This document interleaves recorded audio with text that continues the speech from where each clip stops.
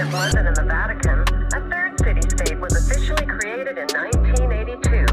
That city-state is called the District of Columbia and is located on 10 square miles of land in the heart of Washington. The District of Columbia flies its own flag and has its own independent constitution. Although geographically separate, the city-states of London, the Vatican, and the District of Columbia are one interlocking empire called Empire of the City.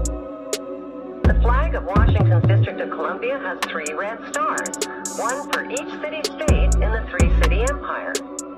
This corporate empire of 3 city-states controls the world economically through London's inner city, militarily through the District of Columbia, and spiritually through the Vatican.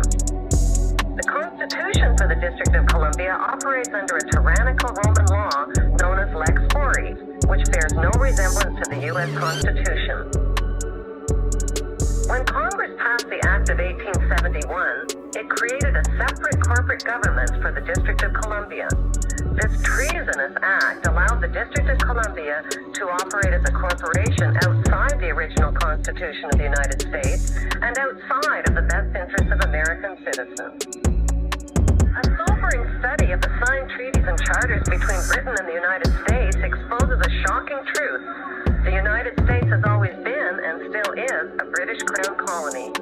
King James I was famous not for just changing the Bible into the King James Version, but for signing the First Charter of Virginia in 1606. That charter granted America's British forefathers a license to settle and colonize America.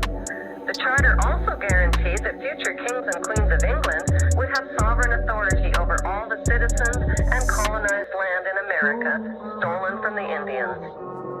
After America declared its independence from Great Britain, the Treaty of 1783 was signed. That treaty specifically identifies the King of England as the Prince of the United States and contradicts the belief that America won the War of Independence. Although King George III of England gave up most of his claims over his American colonies, he kept his right to continue receiving payment for his business venture of colonizing America. If America had really won the War of Independence, they would never have agreed to pay debts and reparations to the King of England. Hey, how you guys doing today? I hope you enjoyed that clip. The reason I threw that up there is to just let you know just how true our American history really is and what it doesn't really mean, really.